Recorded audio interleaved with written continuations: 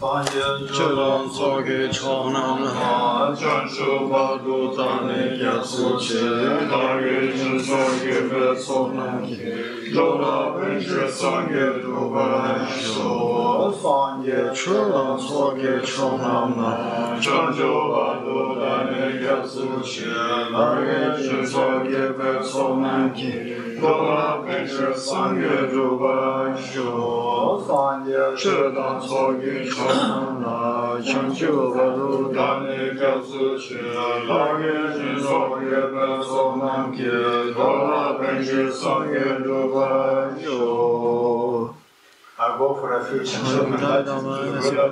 Jusqu'à l'éveil, je prends le flux, je prends les accumulations ici, les reproduire les identités, etc.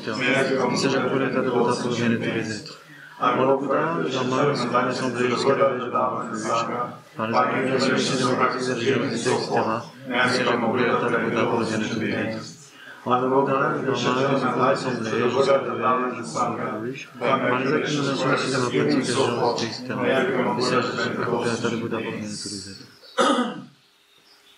Om Yedama Hetu Rabhava Hetum Desham Tathagato Yavadat Desham Chayo Nirodha Evam Vadi Mahashramana Yeswaha.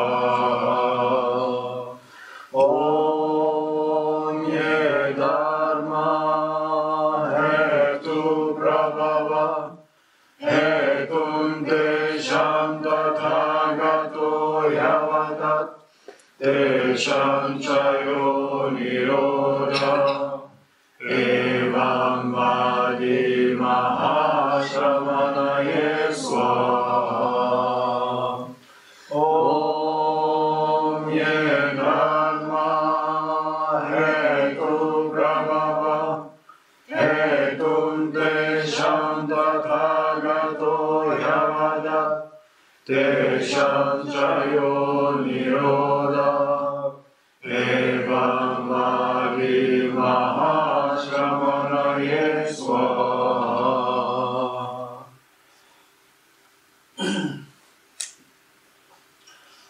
Okay, so this morning we completed the first method. Donc, en ayant considéré la première méthode, cette causalité septuple, on a une autre méthode qui est le fait de s'égaliser, de s'échanger avec autrui.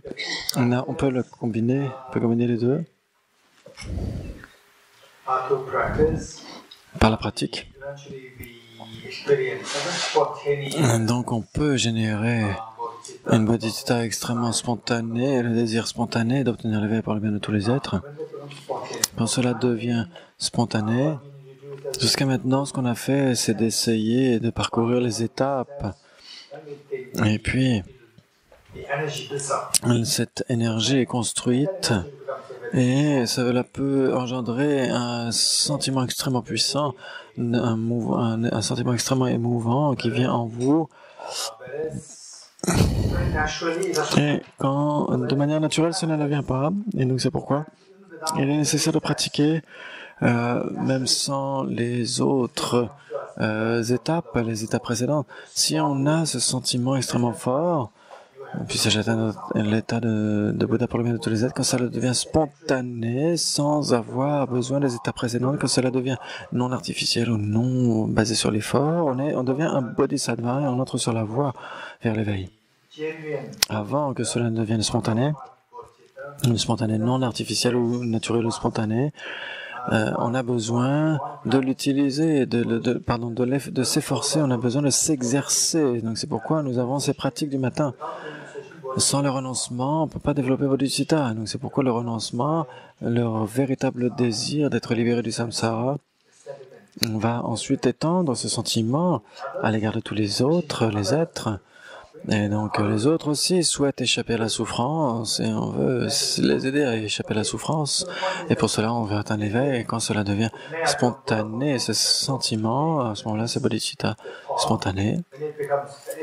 Et donc quand cela devient extrêmement spontané, naturel, sans avoir besoin de s'efforcer. Ça veut dire qu'on n'a pas besoin de s'efforcer d'aller au travers de ces étapes. Et cela devient en vous jour et nuit. À ce moment-là, vous avez développé le bodhisattva naturel et vous devenez un bodhisattva et un bodhisattva. Et donc, quand vous récitez par exemple le sutra du cœur, Tadyata Gate Gate Paragate Parasam Gate Paraswaha, le mantra du sang, vous êtes entré sur le premier gate. Pour cela, la question est, une fois qu'on a généré cette bodhisattva authentique, comment est-ce qu'on procède sur cette voie vers l'éveil? Ça, c'est un point. Et avec cela, ce que je voulais partager avec vous, avec les études que vous pratiquez, que vous étudiez, toutes ces pratiques, ces études, ce sera bien si ici en France, il peut y avoir de nombreux centres, pas un ou deux, mais de nombreux centres. On a par exemple ici, on est connecté avec le centre Kalachakra, et puis le monastère Nalanda, l'Institut Vajrayogini, etc. Il y a de nombreux autres centres. Et donc, il est très important de ne pas entrer dans des problèmes controversés, avec des controverses, etc., dans des centres qui ont des controverses, qui sont controversés, etc. Il est nécessaire de ne pas faire en sorte que votre pratique soit pire et qu'il y ait plus de colère, d'agitation, de conflits, etc. À ce moment-là, il n'y a aucun intérêt. Il vaut mieux sortir de ces endroits. Et donc, au contraire, au centre Kalachakra et le monastère Nalanda, et donc Kalachakra, c'est celui que je connais plus particulièrement, personnellement, mais sinon les autres centres tels que Nalanda et Vajrayogini, je n'y suis pas encore allé, mais de ce que je connais de Vénérable Elisabeth et Vénérable Kunkienla, ce sont des endroits magnifiques. Et donc ça, c'est bien d'entrer dans ces centres, dans des centres comme cela, bien sûr, n'importe quel centre, ça va. Ce qui compte, c'est que le centre doit être un endroit où vous êtes, c'est comme une oasis où vous avez soif, vous avez besoin de boire de l'eau et vous allez dans un endroit, c'est l'endroit où vous allez, ce n'est pas nécessaire que ce soit un endroit où il y a des études extrêmement rigoureuses de méditation, etc. Bien sûr, si c'est le cas, vous êtes extrêmement chanceux, mais sinon c'est simplement un centre, c'est là où vous pouvez, par exemple, être bénévole, etc., recevoir un endroit où vous pouvez pratiquer le Mahayana, et donc vous pouvez être volontaire dans ces endroits. Et puis, la culture en Occident, c'est que c'est une chose. Ensuite, gardez d'un autre côté votre aspiration à suivre la voie bouddhiste. Vous pouvez apporter votre service dans certains endroits. Il faut être pratique, pragmatique, réaliste. Et donc, il faut aussi que vos moyens de subsistance soient suffisamment maintenus, etc. Donc, essayez de prendre en compte tout ça. Et essayez d'intégrer la bodhisattva dans votre pratique au quotidien, dans votre quotidien, tout simplement. Et donc, comment est-ce qu'on procède? Pour certaines personnes qui ont des choses du passé, des pratiques issues du passé, donc ils ont des bonnes empreintes, c'est possible qu'ils aillent dans l'Himalaya, pratiquer en ermite, et puis ils vont atteindre l'éveil. Et donc, bien sûr, ce n'est pas impossible, cela dépend de l'origine dépendante, cela dépend des facteurs que vous avez accumulés par le passé, au cours de vie passée, on ne sait jamais. Et donc, dans cette vie,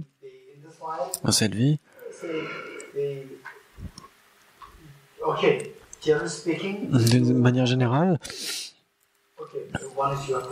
donc vous pourriez penser, analyser, étudier, réfléchir, et sur ces bases, vous pourriez comprendre que dans certains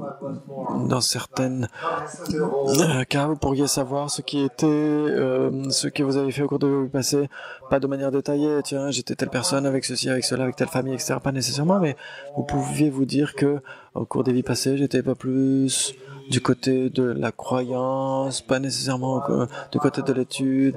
Au cours de ma vie passée, j'étais plus du côté de l'étude, etc. Donc vous pouvez vous rendre compte un peu plus de cela. Peut-être que j'avais la partie bodhisattva qui me manquait, donc je devrais insister sur le bodhisattva. Ou peut-être que je manquais d'études au cours des vies passées, je devrais insister sur l'étude. Quand votre étude devient de plus en plus vaste, vous pouvez savoir à peu près où vous en étiez par rapport à vos vies passées.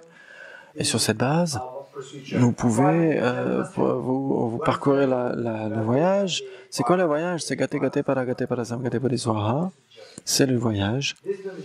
Cette journée, ce voyage, c'est quoi ce voyage? Vous partez d'un endroit où vous avez bodhicitta spontané. C'est là où le voyage des bodhisattvas commence. Le voyage des Sravaka Pateka Buddha commence avec le renoncement. Pour les bodhisattvas, même si vous avez le renoncement, si vous n'avez pas encore, le bodhisattva, l'état de bodhisattva commence avec la bodhicitta spontanée. Dès l'instant où vous avez la bodhicitta qui est spontanée, vous n'avez plus besoin de vous efforcer pour la cultiver, à ce moment-là, vous êtes rentré sur la voie des bodhisattvas. Gate Gate, Paragate, Parasamgate, Bodhiswaha, 5 voies. Quelles sont ces 5 voies? Certains d'entre vous les connaissent déjà, on les a énumérées déjà. Je vais expliquer un petit peu par rapport à cela. La voie d'accumulation, c'est la première. La voie d'accumulation. Ensuite, le deuxième gate, c'est quoi? C'est la voie de préparation. Le troisième, c'est Paragate, c'est quoi? La voie de vision. Le 5, Parasamgate, c'est la voie de méditation. Et puis, Bodhiswaha, c'est la voie au-delà de l'apprentissage. Très bien, donc voie d'accumulation, voie de préparation, voie de vision, voie de méditation et voie au-delà de l'apprentissage. 5 voies, et donc c'est comme ça qu'on procède, comment on se développe. La première voie, voie d'accumulation, on a besoin de savoir.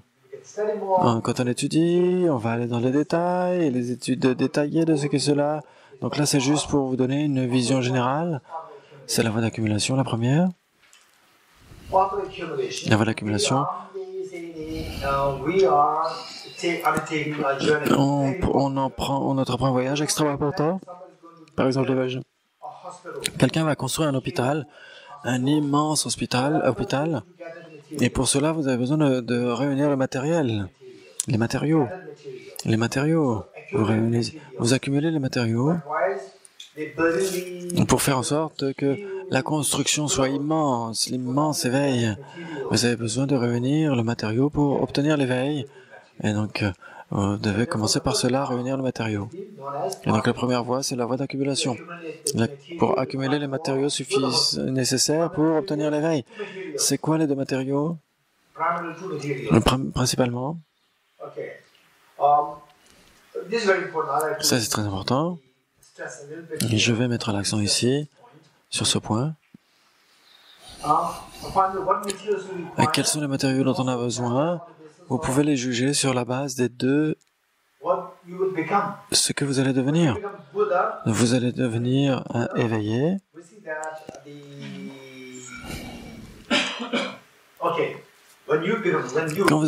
Quand chacun d'entre nous on va atteindre l'éveil, on aura deux aspects de perfection. L'un, c'est la perfection pour vous-même, votre propre bienfait. La perfection, le parachever votre propre bien, et l'autre, c'est parachever le bien d'autrui. C'est le bien d'autrui. L'un, c'est parachever votre propre but, et l'autre, c'est pour parachever le but d'autrui. C'est deux. Quelles sont ces deux choses que vous pouvez, que vous comprenez que lorsque vous devenez un Bouddha, vous avez ces deux. Vous avez la forme physique, les formes physiques qui sont identifiées par les êtres qui doivent vous voir. Vous devez vous manifester devant les êtres dont vous allez accomplir le bien. Les êtres, vous allez vous manifester sous différentes formes. Vous n'avez pas besoin de ces formes, mais c'est pour que les êtres puissent vous voir, vous appréhender. C'est la forme physique. Et vous avez aussi le mental. le mental, les autres n'ont pas accès direct, n'ont pas un accès direct à votre esprit. Votre esprit, c'est vous qui avez un accès direct à votre esprit. Donc les qualités, les parfaites qualités de votre physique et les parfaites qualités de votre mental ou de votre esprit, ces deux, de manière générale, on va dire, les corps de l'éveil. L'éveil, de manière générale, est connu comme étant le Dharmakaya. De manière générale, l'état d'éveil lui-même, c'est le Dharmakaya. Le Dharmakaya, ça veut dire l'éveil. Le Dharmakaya, au sein du Dharmakaya, vous allez voir qu'il y a une forme pour votre propre but et l'autre, c'est la forme pour permettre d'accomplir le but d'autrui. Pour ce qu'on appelle la forme qui va être le corps. Donc il y a deux sens du Dharmakaya. Il y a un sens général et puis il y a aussi un sens spécifique. Quand on parle donc,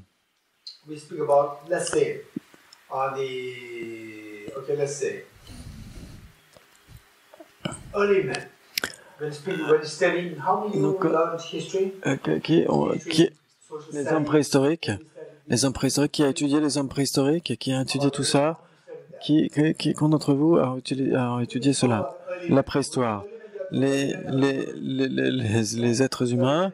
Donc on dit il y a l'humanité et dans l'humanité il y avait les hommes préhistoriques et les femmes préhistoriques.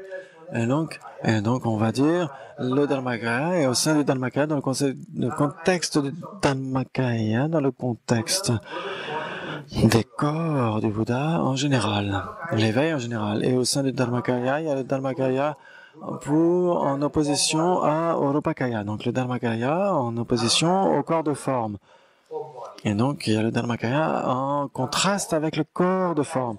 Le Dharmakaya, et donc en anglais, on dit ou en français, on dit le corps de vérité. Le corps de vérité en contraste avec le corps de forme. Et donc la forme, le corps de forme, c'est ce que les êtres peuvent percevoir. Et le Dharmakaya, c'est l'esprit du Bouddha, que les êtres ordinaires ne peuvent pas percevoir. Donc, il y a les corps du Bouddha. Et donc, dans ces corps de Bouddha, il y a le Dharmakaya, le corps, et le Rupakaya. Rupakaya, ça veut dire corps de forme. Rupa, c'est la forme, Kaya, c'est le corps. Ensuite, le corps de forme lui-même est divisé en deux. Il y a deux types de corps de forme. Il y a deux types. Il y a ceux qui sont accessibles uniquement aux Arya Bodhisattvas. Et donc, ils sont accessibles uniquement aux Arya Bodhisattvas. Plus ou moins.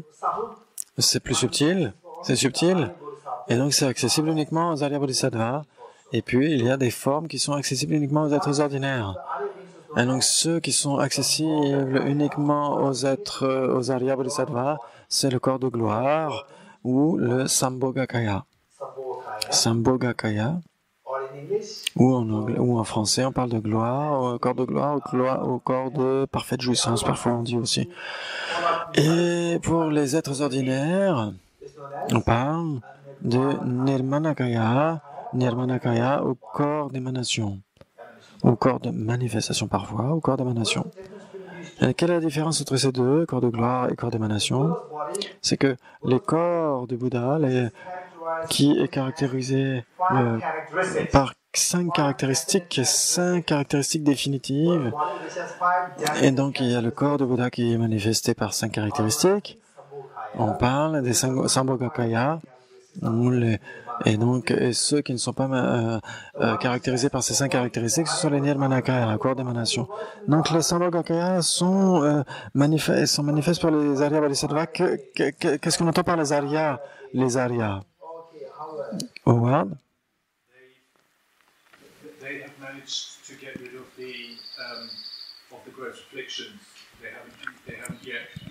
Donc elles ont réussi à se débarrasser des afflictions grossières. Ils ont le nirvana, mais pas l'éveil. Donc ce sont les arhats, mais pas les aryas. Qu'est-ce qu'un arya? Les aryas. Et Virginie?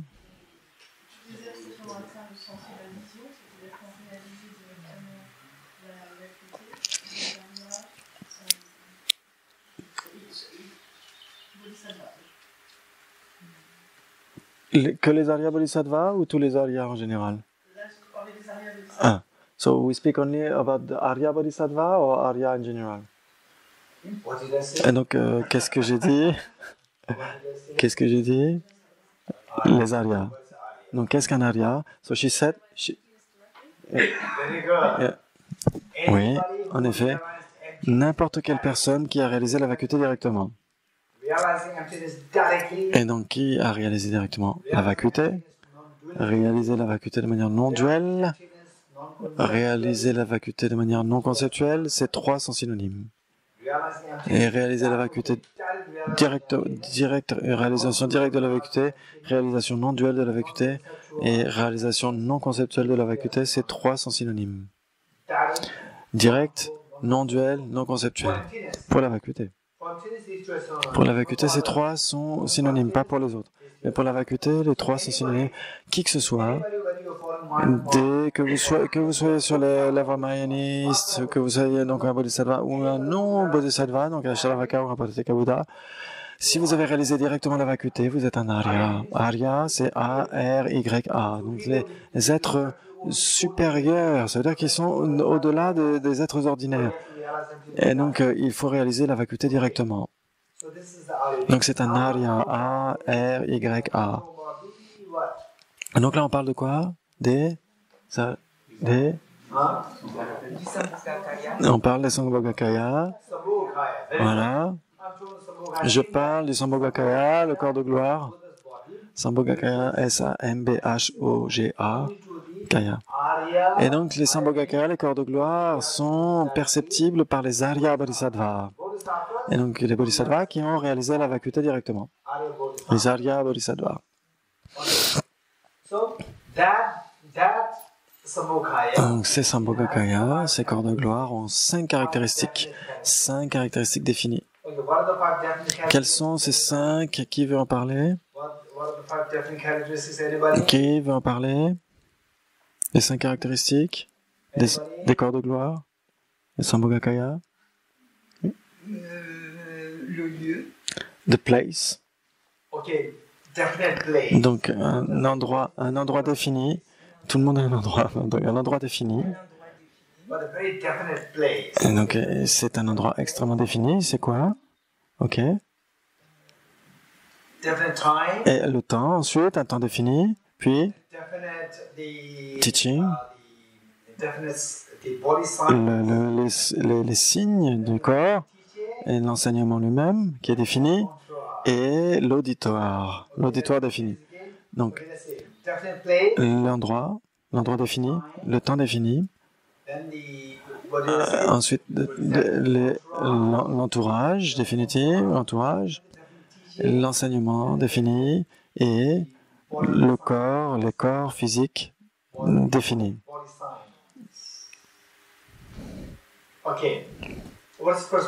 Le premier, c'est quoi? C'est l'endroit défini. Le Sambhogakaya réside uniquement dans un endroit qui est Akanishta. C'est un endroit qui s'appelle Akanishta. A-K-A-N-I-S-H-T-H-A. Et donc, c'est un endroit qu'on appelle Akanishta. A-K-A-N-I-S-H-T-H-A. Akanishta. Donc, c'est un endroit défini. Ensuite, c'est le temps. Le temps, c'est quoi? Le temps défini. Donc, on parle des fois de 5 certitudes. Hein, c'est pareil. Donc ça veut dire que le Sambhogakaya dure tant que le samsara n'est pas terminé. Donc, ensuite, la troisième certitude, ou le troisième, c'est quoi? C'est l'entourage. L'entourage, la certitude de l'entourage, ça veut dire qu'un Bouddha Sambhogakaya, est toujours entouré d'Arya Bodhisattva, est toujours entouré par les Arya Bodhisattvas. Il n'y a pas d'être ordinaire. Si vous voulez aller là-bas, vous devez d'abord vous préparer, vous devez devenir un Arya Bodhisattva. Et là, vous pourrez y aller. Ensuite, qu'est-ce qu'on a? La certitude de l'enseignement, ou l'enseignement certain, ce n'est que le Mahayana. Les enseignements, c'est Bouddha enseigne à des Arya Bodhisattvas ces Bouddhas sous la forme des Sambhogakaya ne transmettent que le Mahayana. Et donc c'est l'enseignement, c'est la certitude de l'enseignement. Et puis les signes physiques. Les signes physiques, ces Bouddhas sont ornés par 32 marques majeures et 80 marques mineures. 32 marques majeures et 80 marques mineures. Des signes sur le corps physique, 32 marques majeures et 80 marques mineures. Donc par exemple, les doigts, par exemple, les mains, la main, donc elle a une apparence magnifique. Pour faire en sorte que l'apparence soit belle, on a les doigts, les ongles, etc. On a la main elle-même, qui est la marque majeure, et puis les détails, les marques mineures, ça va être les doigts, les ongles, etc. Et donc les ongles sont décrits comme étant la couleur naturelle de cuivre. Et donc on n'a pas besoin de faire, nous on a du vernis à ongles. Vous avez besoin de vernis à ongles, vous avez besoin de vernis à ongles. Le Bouddha n'en a pas besoin, c'est naturellement là. Et il y a une couleur fraîche de cuivre pour ses ongles. Et puis, la main, par exemple, c'est la marque majeure, et puis les détails raffinés, ce sont les marques mineures. Et donc, il y a 32 marques majeures et 80 marques mineures. Ça fait 112 signes. Et donc, ce sont les signes, les caractéristiques du corps du Bouddha. Et donc, ce sont des caractéristiques définies, ou c'est la certitude des signes du corps. Et puis pour les Nirmanakaya, le corps d'émanation, le Bouddha c'est vous, donc vous manifestez de façon différente. Ce n'est pas que le Sambhogakaya serait un Bouddha, ce serait supérieur, et puis vous auriez une autre personne inférieure qui serait un Nirmanakaya. Non, c'est la même personne qui se manifeste de deux façons différentes. Vous manifestez, c'est la même personne qui se manifeste. Vous bénéficiez aux alers bodhisattvas sous la forme des Sambhogakaya ou des corps de gloire, et vous manifestez aux êtres ordinaires sous la forme de Nirmanakaya. C'est la même personne. Donc ça, c'est ce qu'on appelle le Rupakaya, le corps de forme. Ces deux, corps de gloire et corps d'émanation, c'est sous le même terme générique de corps de forme, Rupakaya. Ensuite, donc on avait dit que l'éveil lui-même se distinguait sous deux formes, corps de vérité et corps de forme. Donc corps de forme, c'est Rupakaya, qui a ces deux formes, ces deux subdivisions, corps de gloire et corps d'émanation. Maintenant, par rapport au corps de vérité, le Dharmakaya, il est divisé en deux. Le Dharmakaya lui aussi divisé en deux. Et donc on parle du Dharmakaya naturel, et l'autre c'est la sagesse de corps de vérité. Donc la sagesse de corps de vérité, et l'autre c'est le corps naturel, ou le corps d'incité aussi qu'on appelle. Donc c'est quoi la sagesse? La sagesse c'est la conscience mentale. Donc c'est le Dharmakaya, la sagesse du Dharmakaya qui est le corps mental, la conscience mentale. Et le Swabhavikakaya, c'est le corps d'incité ou le corps de nature. Ce sont les qualités de la cessation des souffrances, les qualités de cessation de l'esprit du Bouddha, des souillures mentales. C'est le corps de Dharmakaya, c'est le Dharmakaya naturel, on va dire. On va l'appeler comme ça, le Dharmakaya naturel. Le Dharmakaya lui-même est distingué en deux, et donc le Dharmakaya naturel, lui aussi, il est divisé en deux, non? Vous ne voulez pas plus de subdivision? Et lui aussi, le Swabhavikakaya, il est divisé en deux. Vous en voulez plus ou pas? Vous voulez vous arrêter là? Vous en voulez plus? Oui. C'est assez? Plus.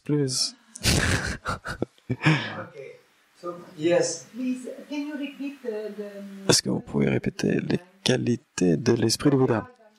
Donc on a le Dharmakaya de sagesse et le Dharmakaya naturel.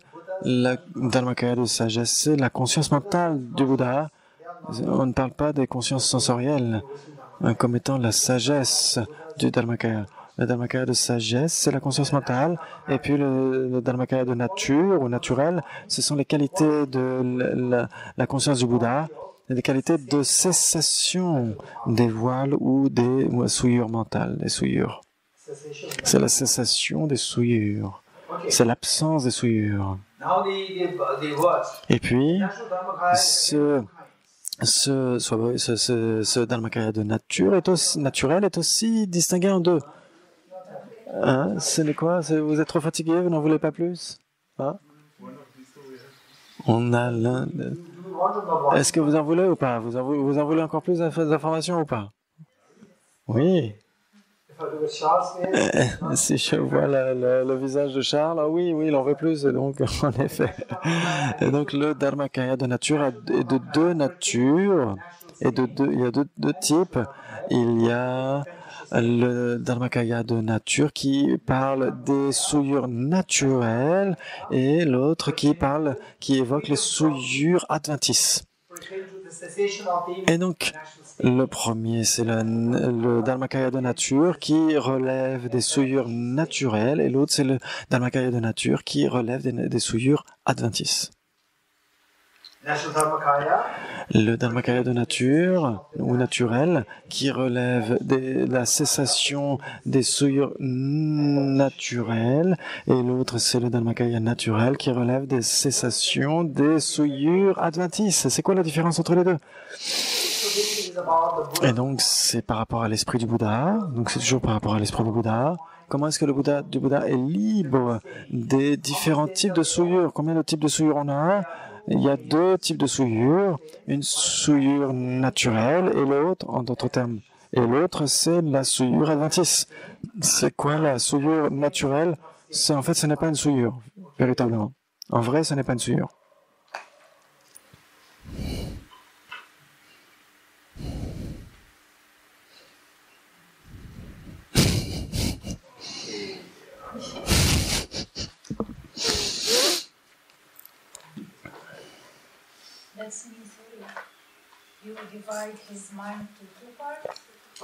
Et donc, est-ce qu'on divise l'esprit en deux parties? Donc on a le Dharmakaya, le corps de vérité, qui est distingué en sagesse du Dharmakaya, et le Dharmakaya de nature, ou le Dharmakaya naturel, ou le Dharmakaya d'incité, on pourrait dire.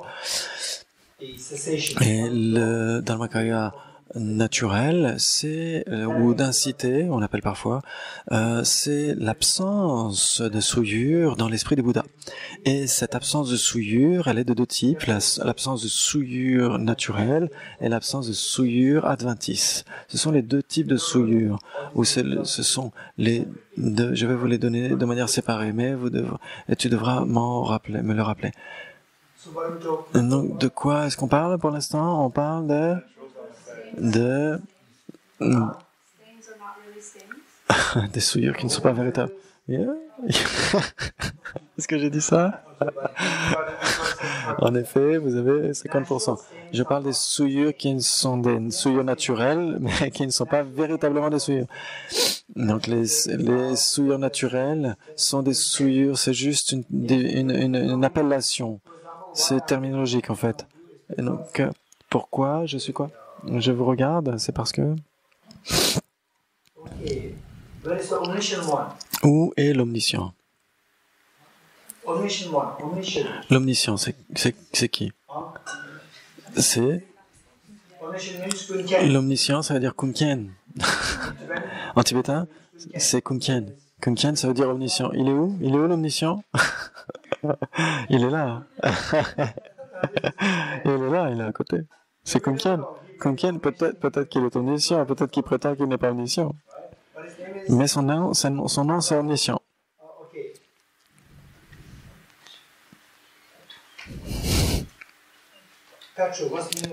Patrick, quel est le sens de Patrick? Patricien, c'est les nobles dans l'Empire romain. So, during the Roman Empire, it was the noble ones, the patricians. Patricians. Et donc, on a quelqu'un qui vient des temps romains, de l'Empire romain. Il y a quelqu'un qui est là, ici, qui vient de l'Empire romain. Non, il n'y a personne qui vient de Rome, qui vient de l'Empire romain. Mais pourtant, on a un patricien ici, on a Patrick ici. Et pourtant, il ne vient pas de l'Empire romain. C'est juste un nom. C'est juste une appellation. Et donc, l'appellation, pour eux, ne pas référer à quoi que ce soit. Et donc, c'est pourquoi, quand on appelle quelque chose qu'on appelle une souillure, ce n'est pas nécessairement une souillure. On l'appelle une souillure, c'est une désignation, une appellation. Qu'est-ce que ça veut dire alors? C'est quoi cette souillure naturelle qui n'est pas une souillure? C'est quoi? C'est la nature intrinsèque. La nature intrinsèque, l'existence objective. Est-ce qu'elle existe ou pas? La nature objective. Elle n'existe pas. 2018 existe ou pas? Oui. 2018 existe. Elle a existé. Elle n'existe pas. Elle n'existe plus, elle a existé. Elle n'existe pas maintenant. Elle a existé. Maintenant, il n'y en a plus. Mais l'existence objective, est-ce qu'elle a existé ou pas? Est-ce que l'existence objective, est-ce qu'elle existe ou pas?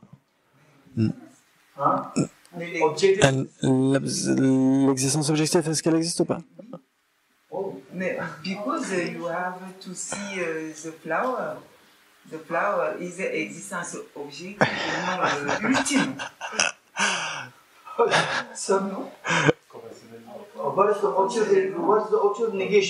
Quel est l'objet de négation qu'on a étudié?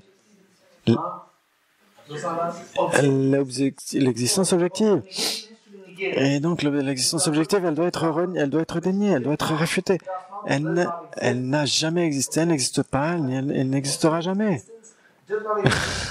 L'existence objective n'existe pas, elle n'existera pas, n'a jamais existé, elle n'a jamais existé. Elle n'a jamais existé. Et donc 2018, bien qu'elle n'existe pas maintenant, elle a existé. Et donc l'existence objective, elle naturellement n'a jamais existé, même naturellement, de manière naturelle, elle n'a jamais existé. L'existence objective n'a jamais existé, donc c'est pourquoi c'est la souillure naturelle. Ça veut dire on l'enlève, c'est parce qu'elle n'a jamais existé. L'esprit du Bouddha est pur de voile afflictif. Est-ce qu'il est pur de voile afflictif? Est-ce que l'esprit du Bouddha il est pur de voile cognitif? Est-ce que l'esprit du Bouddha est pur d'existence objective? Oui. Pur, ça veut dire libre, qu'il n'y a pas. Il n'y a pas d'existence objective. Et donc, de la même façon que l'esprit du Bouddha est pur de voile afflictive, de souillure adventice, tel que les voiles afflictifs et cognitifs, il est aussi pur d'existence objective. L'existence objective est la souillure naturelle, dont il a toujours été libre. Et donc, de la même façon que dans notre esprit est totalement libre d'existence objective. Et donc, il a toujours été pur d'existence objective. Et donc, c'est pourquoi cette existence objective est la souillure naturelle, dont il est libre. Et donc, c'est ce qu'on a identifié le corps de Bouddha, les corps de l'éveil. Maintenant,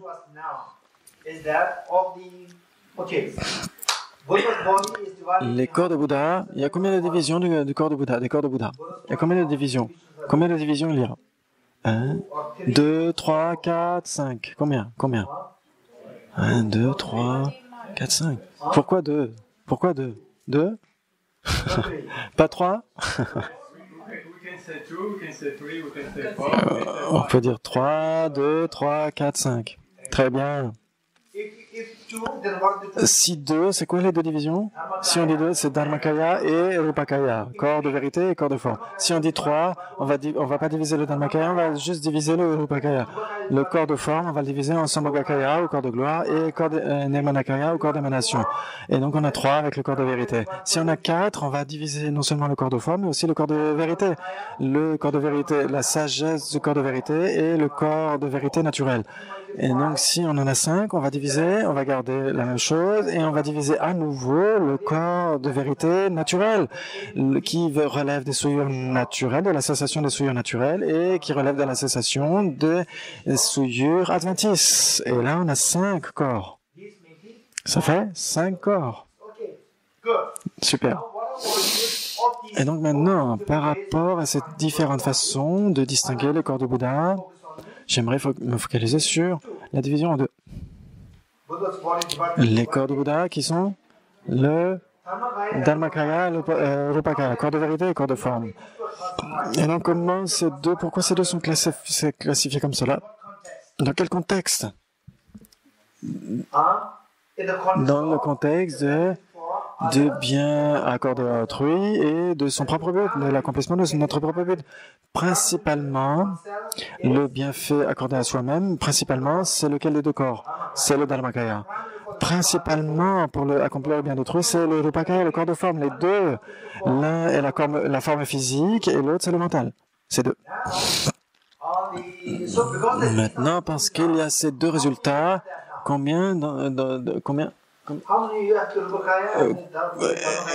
et donc, combien de deux avez-vous maintenant? Combien de deux corps vous avez? Virginie, 2018, elle en a un petit peu.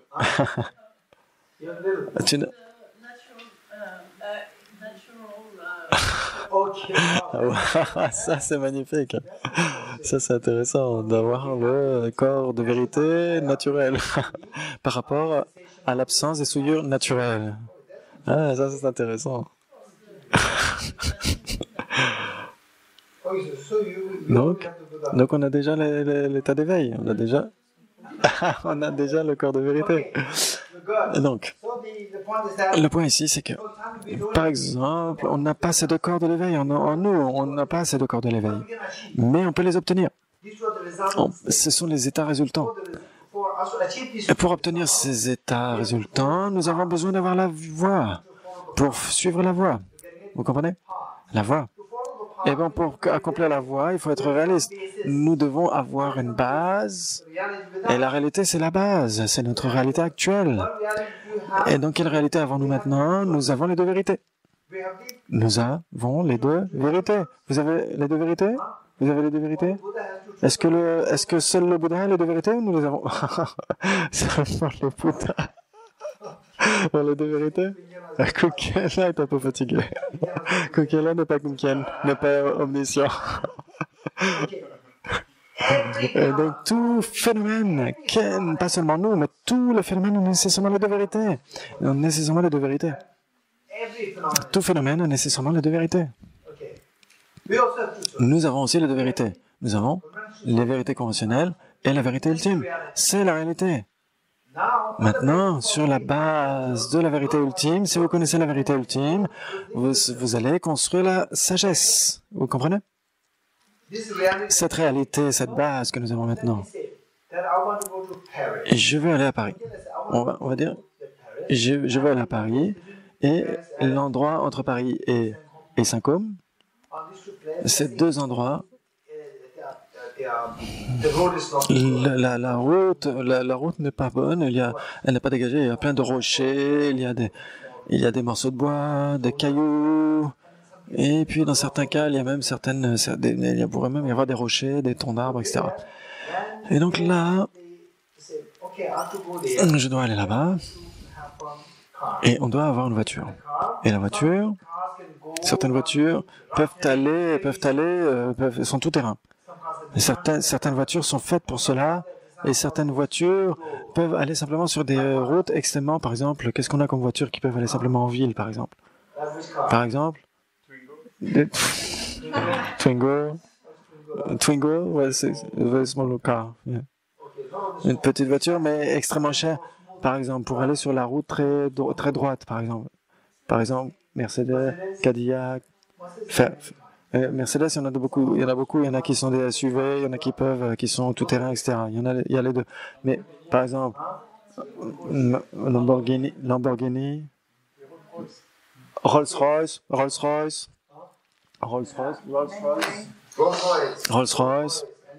et Lamborghini.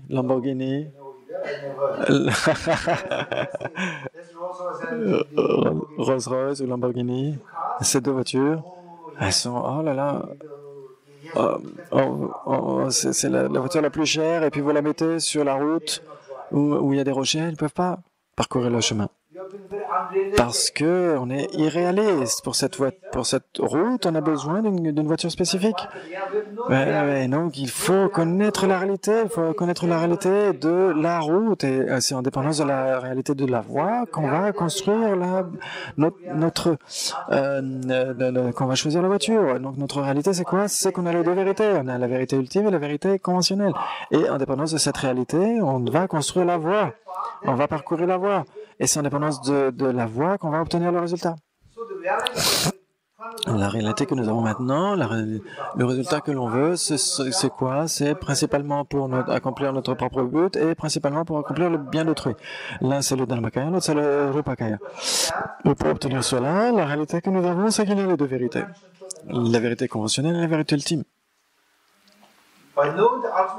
En connaissant la vérité ultime, la sagesse est construite. Vous êtes d'accord avec moi? En connaissant la sagesse, la vérité ultime, vous développez la sagesse. Et en connaissant la vérité conventionnelle, vous savez comment pratiquer la si-perfection et toute la méthode, la compassion, etc. Et donc, la sagesse va vous permettre, la sagesse de la base ou de la réalité va vous permettre de développer la sagesse en dépendance de la vérité ultime et la méthode, la compassion, etc., en dépendance de la vérité conventionnelle. Et donc, vous aurez le profond et le vaste. Vous aurez la sagesse de la réalité ultime et vous aurez les activités conventionnelles, vastes, la patience, la générosité, l'éthique, la concentration, etc. Et vous avez tout ici. Et donc, vous avez l'aspect vaste de l'aspect conventionnel et vous avez le profond par rapport à la vérité ultime, la profondeur de la sagesse et vous avez la vastitude de la compassion et de la méthode. Et donc avec la sagesse, vous allez obtenir le Dharmakaya. Avec le mérite de l'aspect méthode, de l'aspect vaste, vous avez le Rupakaya, le corps de forme. Et donc, ça veut dire que vous avez la base, les deux vérités, qui mènent sur les deux aspects de la voie, vaste et profond, et en dépendance de cela, vous avez les deux aspects de l'éveil, le corps de forme et le corps de vérité. Et donc, c'est ce que dit Arya Nagarjuna. Il dit, plus tous les êtres accumuler les deux, le mérite et la sagesse pour obtenir le deux corps de l'éveil. Et donc, nous avons les deux vérités, la vérité ultime et la vérité conventionnelle. Maintenant, les deux voies, c'est quoi? C'est l'accumulation de la profonde sagesse et la voie des mérites vastes. La méthode ou les mérites, c'est pareil. Et ensuite, quels sont les deux résultats? Le Dharmakaya et le Rupakaya. Dites-moi, le Dharmakaya, c'est obtenu par quelle partie? Quelle voie? La voie de la sagesse, la profonde sagesse. La profonde sagesse. Et le Rupakaya est obtenu grâce à quoi? À la vaste mérite ou la vaste méthode. Et la sagesse profonde, vous l'avez, cette voie de la sagesse profonde, c'est en dépendance de laquelle des deux réalités, laquelle des deux vérités. C'est la vérité ultime, la réalité ultime. Et la méthode vaste, et c'est en dépendance de quoi? De quel aspect de la réalité? C'est la vérité conventionnelle. En dépendance des deux vérités, vous avez les deux voies ou les deux accumulations qui donnent les deux corps de l'éveil. C'est ce qu'on doit connaître. Maintenant, la voie de sagesse et la voie de mérite. Vous avez ces deux aspects, gate paragate, parasangate bodhisattva. Cette voie dont on parle, cette voie pour obtenir les deux kayas, les deux corps, vous avez les 5 voies.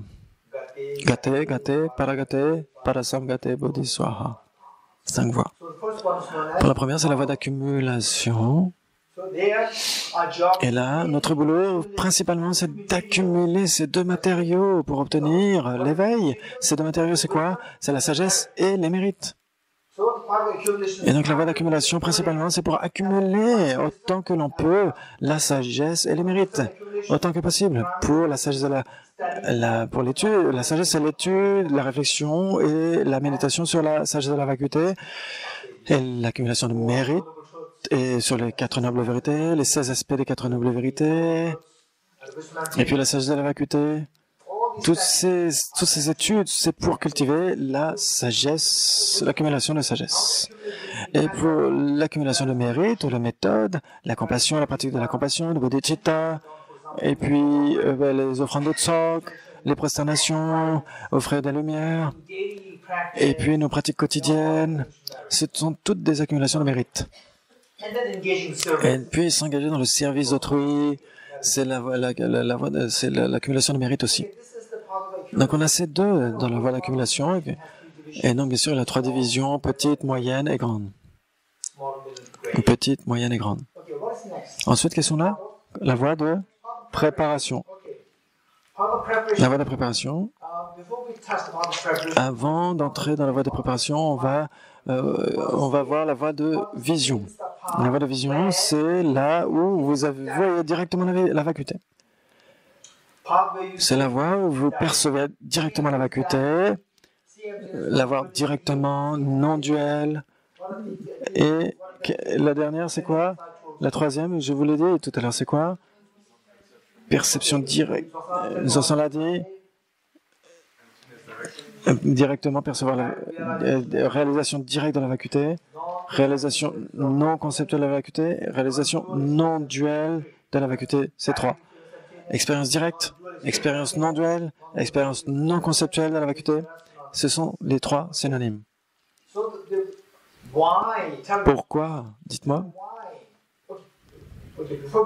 Avant qu'on aille là, sur le pourquoi, pour voir la vacuité directement, c'est très important. La seconde voie, c'est quoi? C'est quoi la seconde voie? La voie de préparation. Ça vous prépare à percevoir la vacuité directement. C'est pourquoi on l'appelle comme ça, la voie de préparation, prayoga. C'est pour percevoir directement la vacuité. Ça nous prépare. Alors, pourquoi est-ce qu'on parle avant la voie de vision, on doit se préparer? Pourquoi? Pour voir la vacuité directement, c'est très important. Pourquoi est-ce que c'est si important de voir la vacuité directement? Pourquoi voir la vacuité directement, c'est très important? Howard?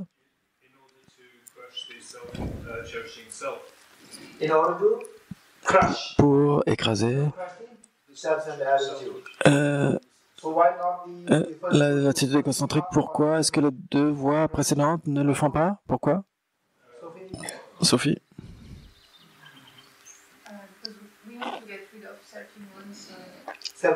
On doit se débarrasser de l'ignorance qui saisit en soi. Et donc il n'y aura plus d'égocentrisme. En fait, c'est trop simple. Sur la voie d'accumulation, vous vous débarrassez de l'ignorance qui saisit en soi, n'est-ce pas? Donc quand on perçoit directement la vacuité, le résultat, c'est qu'il n'y a plus d'ignorance en soi. Pourquoi pas avant? Pourquoi pas avant? Laura? Parce qu'on est tellement sur la voie de vision, vous êtes complètement libéré du samsara. Quel est l'intérêt d'aller sur la voie de méditation? Parce que donc les Shravakas, ils ont besoin d'atteindre l'état d'éveil avant d'atteindre l'état de Bouddha. Non. Qui? Pourquoi est-ce que la voie de vision, pourquoi percevoir directement la vacuité est si importante? Pourquoi? Amina?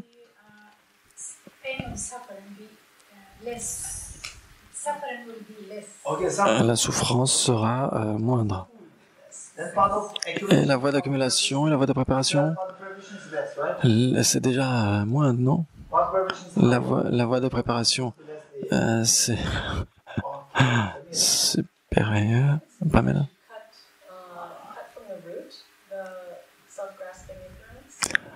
C'est parce qu'on peut trancher à la racine l'ignorance qui saisit en soi. Ça veut dire que quand vous voyez la vacuité directement, vous tranchez l'ignorance à la racine et il n'y a plus d'ignorance qui est là et donc vous devenez un arat. Vous avez déjà atteint le nirvana? Qui? Virginie? Ce serait pas parce qu'on commence à enlever le voile affectif à partir de là et notamment le voile au début, le voile affectif le plus grossier. because at this point we begin to get rid of the afflictive obstruction and the most gross one, the grossest level of this afflictive obstruction. Okay, so the first two parts. Et donc les deux premières voies, accumulation et préparation, on ne enlève rien. No. Non. Wow, Virginie. Ah, Virginie, c'est bon, c'est très bien. Okay, Martin. Martine? Now I have clairvoyance. We see the truth, and then we can help really others. When you see everything Et done, donc quand on va la vacuité directement, on a la clairvoyance. Mais la clairvoyance, qu'est-ce qu'elle fait? Help the other On peut aider les autres to go to get bodhicitta at the à obtenir bodhicitta.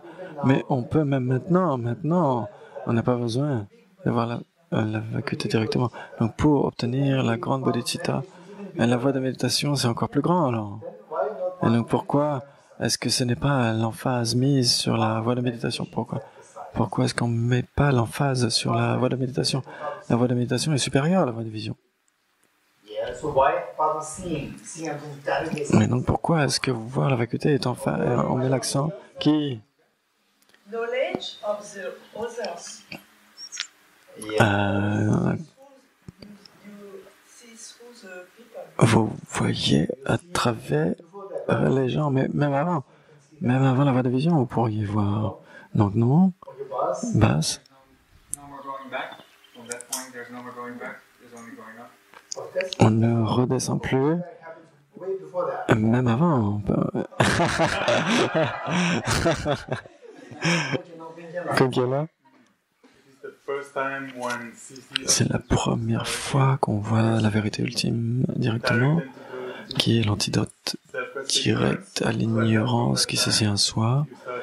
À ce moment-là, on commence vraiment à éliminer les voiles. Before you usually eliminate the Et avant, on n'éliminait pas les voiles.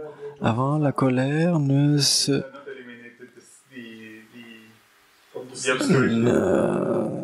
n'était pas à partir des graines, c'était juste supprimé. C'était juste. Et donc ce qu'a dit Virginie, ce qu'a dit Kunkianla, et ce que Pamela a dit, ils sont tous corrects. Okay, let me say. Et donc on va dire. The job is Donc notre job, c'est gâter, paragater, et donc c'est de se débarrasser des souillures mentales. Et donc l'or est mélangé à la gangue, vous enlevez la gangue, et l'or commence à briller. Et donc votre éveil brillera grâce à l'élimination des souillures. Pour enlever les souillures mentales, qu'est-ce qu'on doit faire? Tout au long des 5 voies, gâter, paragater, toutes ces souillures, elles sont continuellement éliminées progressivement. Et donc, on parle, par exemple, vous venez au centre Kalachakra, vous venez aux enseignements à Paris, et puis toutes les semaines, etc. Vous venez le week-end, par exemple. Et puis,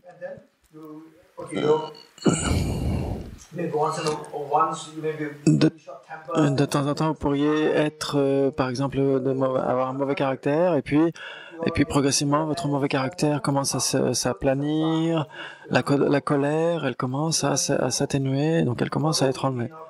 Bien qu'on n'ait pas encore obtenu gâter, mais malgré tout, on commence déjà à s'y attaquer. Donc enlever les souillures mentales tout au long des 5 voies. Et donc il y a 2 façons de les enlever, ces souillures mentales. L'une, c'est une élimination temporaire, une suppression temporaire, et l'autre, c'est une suppression à la racine. 2, il y en a 2. L'une, c'est une suppression, et l'autre, c'est une suppression, c'est une élimination à la racine. Quand on atteint la voie de vision, l'élimination ou l'abandon des souillures advient jusqu'à ce qu'on ait obtenu la voie de vision. C'est juste une suppression temporaire. Et quand on obtient la voie de vision, à ce moment-là, il y a une élimination à la racine qui advient. Une véritable cessation à la racine, un abandon à la racine. On va dire par exemple, Soudainement, Vénérable Élisabeth a eu l'information que Sa Sainteté vient ici, il est juste à côté. Il est juste là et il veut venir au centre Kalachakra. Et on n'est pas préparé. Et là, toutes les chaussures sont là. Et là, on doit enlever les chaussures. Et non, on n'a pas le temps, il est juste là, il est juste à côté. Et non, restez là où vous êtes. Et Élisabeth, ce qu'elle va faire, Élisabeth, elle va prendre un châle. Elle va prendre son châle, par exemple, et elle va couvrir les chaussures, et elle va mettre des fleurs dessus, etc. Et donc, pour cacher la misère. Et donc, c'est joli, etc. Et donc, les chaussures sont en dessous, elles sont cachées. Elles sont cachées, et donc elles ne vont pas être manifestes, elles sont cachées, et puis il y a des fleurs qui sont là, qu'on met... Et donc c'est comme ça qu'on peut supprimer les chaussures, l'apparence des chaussures. Et quand Sa Sainteté est à Paris, on a encore le temps. Et donc là, on enlève véritablement les chaussures. On enlève les chaussures de cet endroit, on les met ailleurs. Et donc, alors que l'autre méthode, c'est de juste poser un châle et on les a supprimés de la vue. Et donc, quand on perçoit directement la vacuité, vous ne pouvez pas, tant qu'on n'a pas obtenu la voie de vision, on ne peut pas supprimer, on ne peut pas abandonner les afflictions à la racine. On peut juste les recouvrir. Par exemple, la colère va être recouverte par la compassion. Vous avez la compassion et la colère s'amoindrit. Et si vous avez la jalousie, vous développez la compassion, etc., l'attachement, vous méditez sur les impuretés, etc. Et donc, vous voyez que les objets d'attachement ne sont pas si jolis que ça, attirants que ça, etc. Donc cela permet de réduire les afflictions, mais ce ne les tranche pas la racine. C'est seulement la voie de vision que vous commencez à trancher les afflictions à la racine. Elles ne sont pas tranchées totalement, mais à partir de cela, vous commencez à vous attaquer à leurs racines. Il y a de nombreuses couches. Vous commencez à trancher, à vous attaquer à l'écorce, en fait. Vous commencez à trancher les choses. Il y a 10 couches. Et donc là, vous commencez simplement à couper l'écorce. Et au fur et à mesure, une à une, vous tranchez les couches d'affliction à la racine. Et donc, vous obtenez les 10 bhumi. Bhumi, en sanskrit, ça veut dire terre. Ça veut dire une terre ou un fondement, etc. Donc, vous avez les 10 terres ou les 10 bhumi, les 10 bhumi des bodhisattvas. Et donc, ça commence à la voie de vision. Donc, on va dire que la voie de vision, par exemple, je suis malade. Ici, j'ai une difficulté. Et donc, j'ai une fièvre extrêmement aiguë. Qu'est-ce que je vais faire? On va dire Isabelle, qu'est-ce qu'elle va faire? Elle voit que je suis malade, je suis blafard, j'ai la migraine, j'ai la fièvre, etc. Et donc ce qu'elle sait, c'est qu'elle connaît le paracétamol, parce que c'est tellement sévère, c'est tellement urgent, elle va me donner du paracétamol. Et donc, mes symptômes extrêmement aigus vont être supprimés, vont s'atténuer. Est-ce que ça va me soigner? Est-ce que ça va me guérir? Ça ne va pas me guérir parce qu'après un certain temps, une fois que l'effet du paracétamol, après 4 heures, la fièvre revient et Isabelle est encore inquiète. Elle va s'inquiéter en effet. Tu vas encore t'inquiéter parce que j'aurai la fièvre. Et donc Isabelle va dire: ah mais non, le paracétamol ne suffit pas, ça ne pourra pas le soigner, c'est un problème plus grave. Et donc qu'est-ce qu'elle va faire? Elle va appeler Sophie. Et Sophie va dire: eh, fais-le. Eh, fais quelque chose, emmène-le à l'hôpital. Fais quelque chose. Sophie va dire: hey, Isabelle, emmène-la à l'hôpital. Je vais t'aider. Et donc, à l'hôpital, ils vont découvrir que j'ai la tuberculose, par exemple. La tuberculose, le paracétamol ne va pas suffire.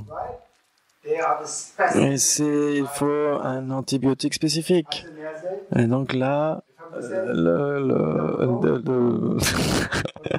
de médicaments, enfin 3 types de médicaments. Et avec ces 3-là, avec ces 3 antibiotiques, je peux être soigné, sinon ce n'est pas possible.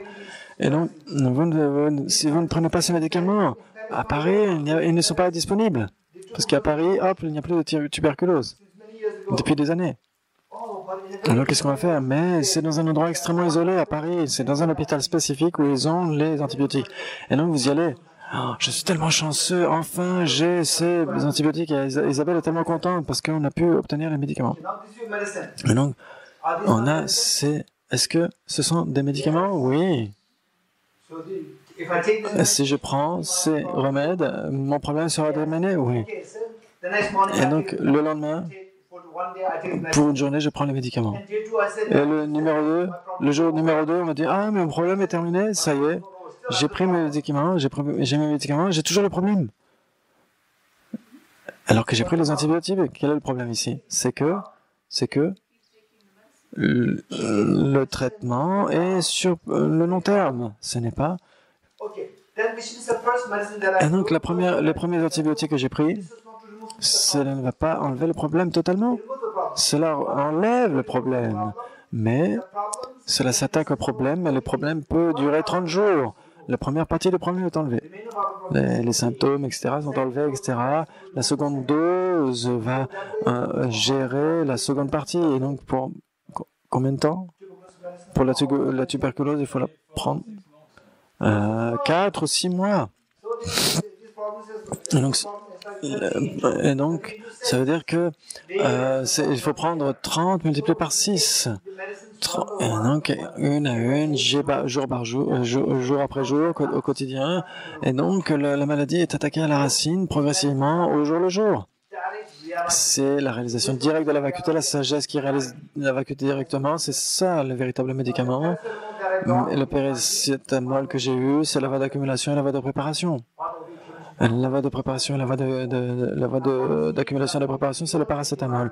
Et les antibiotiques, pour se débarrasser de la tuberculose, c'est la perception directe de la vacuité. Et donc, ce qu'on a dit, c'est que Laurent a dit, il faut prendre les médicaments encore et encore. Il faut un traitement sur le long terme. Vous avez perçu la vacuité directement. Et il faut l'apercevoir encore et encore. Prendre le médicament encore et encore. C'est ce qu'il faut faire. Quel médicament? La sagesse de la vacuité, la réalisation directe de la vacuité qu'il faut méditer encore et encore.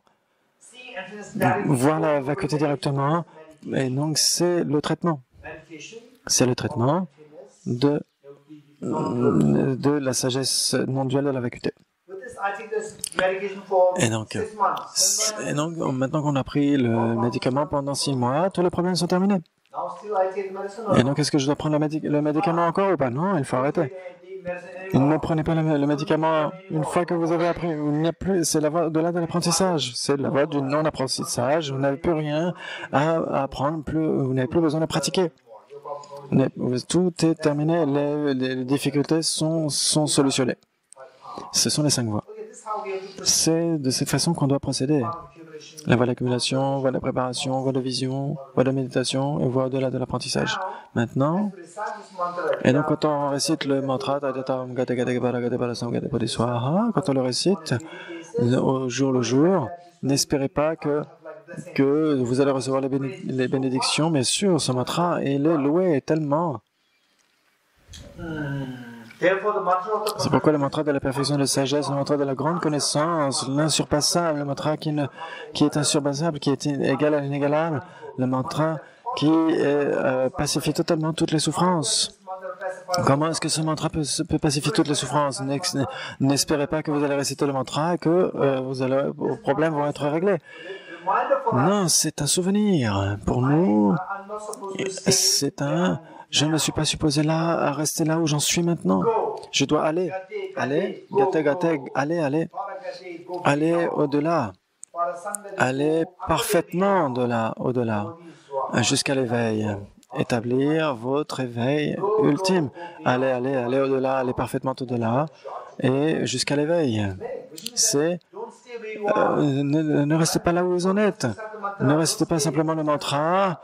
où vous en êtes maintenant. Allez de là où vous n'avez pas encore réalisé la vacuité, allez jusque là où vous devez réaliser la vacuité. Allez de là où vous n'avez pas réalisé la bodhicitta authentique jusqu'à là où vous devez réaliser la bodhicitta authentique. Ne restez pas où vous en êtes. Continuez encore et encore jusqu'à la voie de préparation, même après avoir obtenu la bodhicitta authentique. Si vous êtes sur la voie de préparation, ne restez pas. Allez jusqu'à la voie de vision. Une fois que vous avez obtenu la voie de vision, ne restez pas là. Continuez jusqu'à la voie de méditation, jusqu'à l'éveil. N'espérez pas que les bénédictions vont simplement venir parce que vous récitez un mantra. L'éveil ne s'obtient pas comme ça. Il faut être extrêmement pratique. C'est un conseil extrêmement pragmatique. Au fur et à mesure que on récite le mantra, je dois faire un pas après l'autre. Je dois aller au-delà, aller parfaitement au-delà jusqu'à l'éveil ultime. Je dois continuer à bouger. Je dois continuer à avancer avec la sagesse de la vacuité. La sagesse de la vacuité qui est supportée par la bodhicitta et qui est supportée par la grande compassion et qui elle-même a pour fondement le renoncement. C'est comme ça qu'on devrait se souvenir des choses quand on récite le mantra. Cet après-midi, on essaiera de voir ce que veut dire aller, ce qu'on devrait faire. Et donc, on va prendre les vœux de Bodhisattva d'aspiration cet après-midi de la même façon que les Bouddhas du passé se sont engagés dans les pratiques des Bodhisattvas de la même façon pour matérialiser cette aspiration de Bodhicitta.